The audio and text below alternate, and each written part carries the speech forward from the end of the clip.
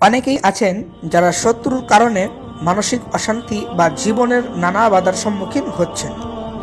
কোরআনের আলোকে আপনি কি জানেন, মাত্র কয়েকটি সহজ আমলে আপনার জীবন থেকে এই সমস্ত সমস্যা দূর করতে পারে? আজকে আমি আপনাদের জন্য একটি দারুণ সমাধান নিয়ে এসেছি। আসসালামু আলাইকুম ওয়া রাহমাতুল্লাহি ওয়া বারাকাতুহু। আমি আছি আপনাদের সাথে আত-তাহসিন কোরআনিক সলিউশন থেকে।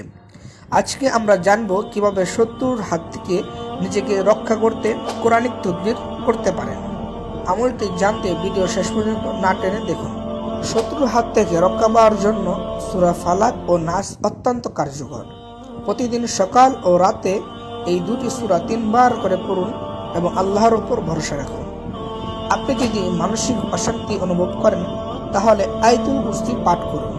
এটি শত্রুর প্রভাব থেকে রক্ষা পেতে সাহায্য করবে। আরেকটি বিশেষ দোয়া হলো যার মাধ্যমে আপনি আল্লাহর সাহায্য পাবেন ইনশাআল্লাহ।